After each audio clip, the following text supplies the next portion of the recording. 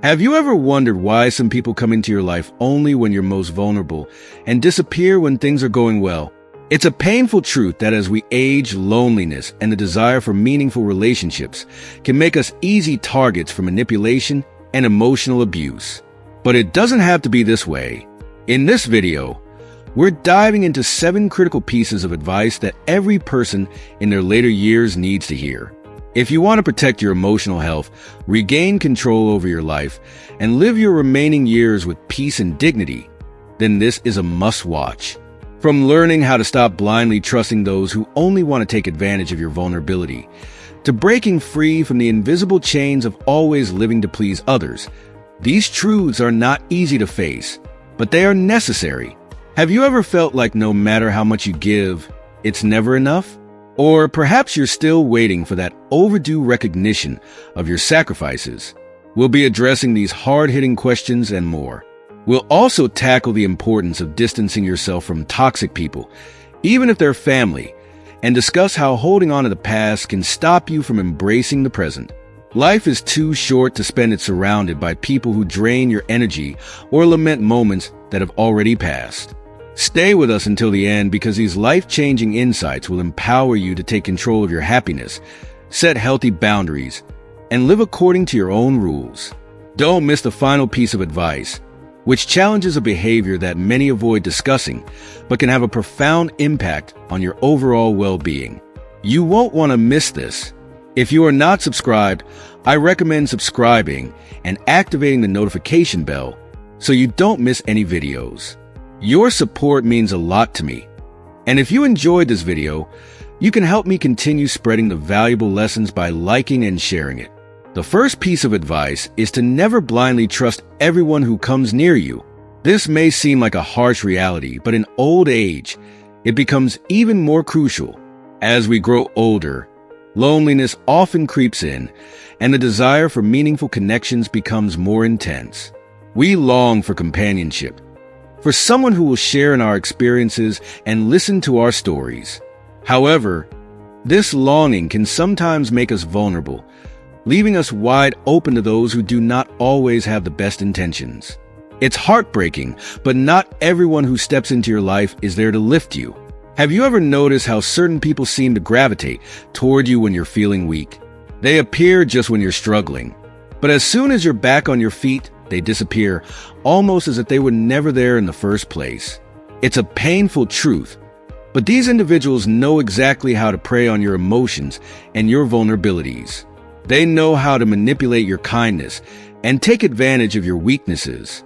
It's so hard to acknowledge this because trusting others feels natural, especially when you crave that connection. Think about that friend or relative who always shows up when you're at your lowest, but suddenly vanishes when life starts looking brighter. Have you ever asked yourself why that happens? The sad reality is that many of these people are only interested in what they can gain from you. Maybe it's your money, perhaps favors, or sometimes it's simply the comfort of knowing that they hold a certain control over you. They thrive on your dependence, knowing that when you're at your most vulnerable, you're less likely to say no. But here's the thing. Life doesn't have to be lived in constant distrust. You don't have to shut people out completely. What you need is a more critical eye. You need to develop the courage to say no when necessary and to protect what is most valuable to you. Your peace, your stability, your dignity. It's not easy, I know. We all want to believe that people have good intentions and that they care. But life has taught us that not everyone deserves our blind trust. The more vigilant you become, the more you'll preserve your emotional well-being. You'll start to see through those who seek to take advantage of your kindness. And by doing so, you'll avoid getting entangled in toxic situations that rob you of peace. You deserve to live your final years without regrets. You deserve the freedom to trust, but with the wisdom to question when something doesn't feel right. Now, let's dive into the second piece of advice. Stop living your life to please others, especially your family. I know this is hard to accept. For years, you've likely dedicated yourself to your children, your grandchildren, and your spouse, always putting their needs above your own. It's been your role to take care of them, to be available whenever they need you. But here's the truth. This pressure to constantly meet their expectations doesn't disappear with age. It gets even more intense. You start to feel as though your value lies only in what you can still do for them. But let me tell you something, this is not love. This is not a measure of your worth. It's a prison. Have you ever wondered why, even after giving so much of yourself, you still feel unfulfilled, empty, or even resentful? It's because no matter how much you give, there will always be more that people expect from you. And while you continue sacrificing your time, your finances, and even your health to keep others happy, ask yourself, who is taking care of you? The truth is, no one will unless you do. Many family members may see you as a never-ending source of support, emotionally, financially, and practically. They don't hesitate to lean on you, and sometimes even to take advantage of your generosity. And what do you gain in return? Too often, nothing but exhaustion and ingratitude. If you are still watching this video and find these lessons useful, please comment 1 below to let me know that you are still here with me. This doesn't mean you should stop caring for your family, but it does mean that you need to shift your focus back onto yourself. You are at a stage in life where your happiness, your well-being, and your dreams should matter just as much, if not more, than those of the people around you. You've already given so much of yourself, and now it's time to start living for you. Don't feel guilty for wanting to put yourself first for once. If they love you, they will understand, and if they don't, then the fault is not yours. It's time to break free from the chains of always living to please others. You deserve to spend your final years focusing on what brings you joy and fulfillment without guilt and fear. Trust me, this is the moment to reclaim your life, your peace, and your dignity. The reality is often difficult to accept, but many family members see the elderly as a never-ending source of emotional, financial, and practical support.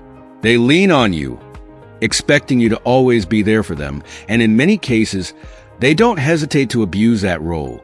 They take your generosity for granted, and what do you receive in return? More often than not, it's nothing but ingratitude. This can be incredibly painful, especially after you've spent so many years giving so much of yourself. But the truth is, you're now at a stage in life where you need to prioritize yourself. You need to seek your happiness and pursue the things you've always dreamed of but never had the time or courage to do. It's essential to understand that there is no reason to feel guilty for wanting to focus on yourself. You've earned this. You've given so much of your energy, your love, and your resources to those around you. And now it's time to break free from those invisible chains. If your family truly loves you, they will understand this shift in focus. And if they don't, well, that's not your fault. You cannot sacrifice your well-being to meet the unending demands of others. Your well-being must now be your top priority. Stop living your life solely for the benefit of others. Think about it. You've already given so much. Isn't it time for you to start receiving? Isn't it time to live for yourself without guilt, without fear? This isn't selfishness. It's self-preservation. It's the only way to ensure that you live your final years with peace and fulfillment. Now, let's talk about one of the most difficult, but also one of the most important pieces of advice. Don't be afraid to distance yourself from toxic people, even if they're part of your family. This is a tough one, I know. We've been conditioned to believe that family is everything, that no matter what happens, we must maintain peace and harmony within the family. But at what cost? How many times have you endured abuse, emotional manipulation, or even humiliation because you were told that family comes first? The brutal truth is that sometimes the most loving thing you can do for yourself is to walk away. It doesn't matter if it's an ungrateful child, a grandchild who only seeks you out when they need something, or even a spouse who consistently disrespects you. Your mental and emotional health is more valuable than any blood bond. Don't let society or your conscience deceive you into thinking that old age is a time to endure everything for the sake of keeping the peace. On the contrary, this stage of life is your time to seek peace for yourself, to build relationships that bring you joy and comfort, not stress and anguish. Imagine what your life would look like if you started setting clear boundaries. Picture how much more peaceful your days could be if you distance yourself from those who drain your energy or rob you of your happiness. It's time to take back control. You no longer have the luxury of time to waste on people who don't truly care for you. The years you have left are precious, and they deserve to be spent in the company of those who bring you peace and joy. Old age is not a time to swallow bitter pills just to maintain coexistence. It is a time to seek genuine peace, to surround yourself with people who uplift you. Imagine the transformation in your life if you begin to set boundaries and, when necessary, distance yourself from those who harm you.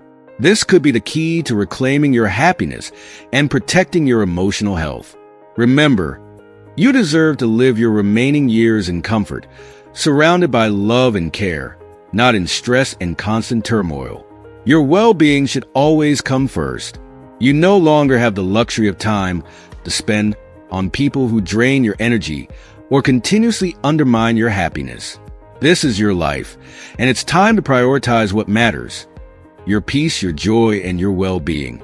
It's time to truly value your own company and choose to be surrounded only by those who genuinely care for you and bring positivity into your life. You must remember that your well-being is, first and foremost, your responsibility. No one, absolutely no one, has the right to keep you trapped in a toxic relationship, regardless of who they are. You have the power to walk away and protect your emotional and mental health. The fourth piece of advice may be difficult to accept, but it's essential for your inner peace. Stop expecting others to recognize your sacrifices. I know this can be a bitter pill to swallow. Throughout your life, you've likely made countless sacrifices for your children, your partner, your friends, always believing that one day they will acknowledge how much you've given and express their gratitude. But the harsh reality is that recognition rarely comes. This unfulfilled expectation can eat away at your soul if you let it. Have you ever found yourself reflecting on all the things you've done for others, silently hoping that at least someone would say thank you? And how many times has that heartfelt acknowledgement never come? The painful truth is that by expecting recognition, you place your happiness in the hands of others. You make yourself vulnerable, hoping for validation through their words or actions. And when that gratitude doesn't arrive, the disappointment and bitterness can start to grow inside you, turning into resentment over time. What's important to realize is that your sacrifices don't lose their value simply because they go unrecognized. The worth of your actions isn't dependent on someone else's acknowledgement. Your generosity, your kindness, your love.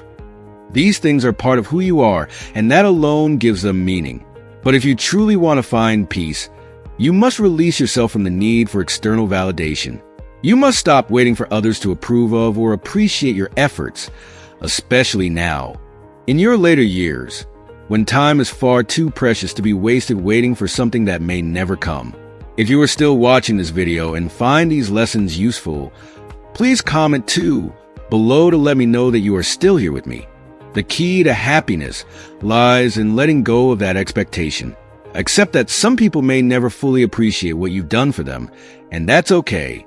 Your life should not be defined by others' recognition or approval. Instead, find pride and fulfillment in knowing that you acted out of love and generosity, and let that be enough. Once you free yourself from needing validation from others, you open the door to a deeper sense of peace and self-worth. Remember, you don't need anyone else to validate your worth. You already hold that power within yourself. Accepting that recognition may never come does not diminish the value of your efforts. It doesn't mean that what you've done was pointless or without purpose. Instead, it signifies that you are choosing to liberate yourself from the invisible chains of others' expectations, allowing you to live a more free and authentic life. You've already given so much, and now it's time to live for yourself. Be proud of everything you have accomplished, all the sacrifices you've made, and the love you've shared. But remember, your worth is not dependent on whether others acknowledge it. The power to feel valuable has always been within you. It's yours to claim and hold. The fifth piece of advice may be difficult to hear, but it is perhaps the most transformative. Stop using your age as an excuse not to change. This is a harsh truth that many struggle to accept. How many times have you heard someone say, or perhaps even told yourself, "I'm too old for that"? Whether it's learning something new, breaking away from harmful habits, or allowing yourself to find happiness in new and different ways, age is often used as a barrier, a convenient excuse to remain stagnant. But here's the reality. As long as you are alive, there's always time for change. Many people believe that after a certain age, there's no longer any room for deep, meaningful transformations, whether in the way you think, behave, or live. But this belief is a dangerous myth, one that traps people in a mindset of resignation rather than renewal. In truth, old age can be one of the most powerful times for change, because with age comes wisdom, perspective, and a deeper understanding of what truly matters in life. You've accumulated wisdom over the years that younger people simply do not yet possess. But that wisdom is only valuable if you dare to apply it. Think about all the opportunities you may have missed because you believed it was too late. How many dreams were set aside? How many adventures were never pursued? How many loves were never experienced because you convinced yourself that those things were no longer for you? The real tragedy is not in aging itself, but in the self-imposed limitations we place upon ourselves due to age. What few people dare to say is that age is an advantage. It grants you a perspective that only time can offer, a clearer understanding of what brings fulfillment and what doesn't. It's not about being too old.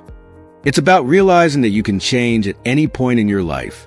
Whether you're 60, 70, 80, or beyond, the only thing truly holding you back is yourself.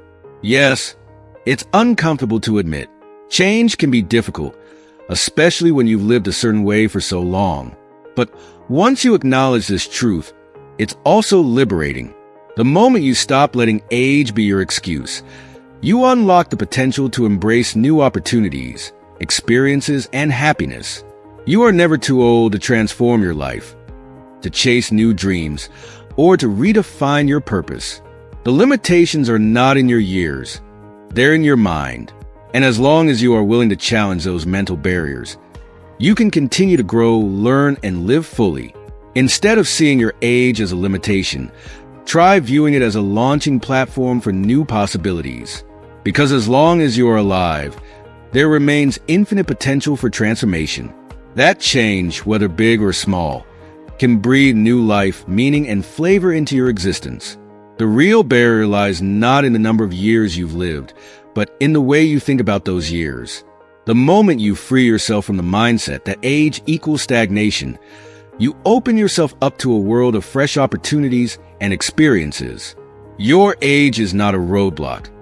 It's a tool that can help you navigate life with the wisdom and clarity that only time can bring. The sixth piece of advice can be hard to accept, especially as the years go by. Don't cling to the past as if it's your only haven. Nostalgia, in small amounts, can be comforting. It can remind us of cherished memories and good times. But when we allow ourselves to live more in the past than in the present, we risk becoming prisoners of our memories. While those memories are undoubtedly valuable, they should not be the driving force behind how we live our lives today.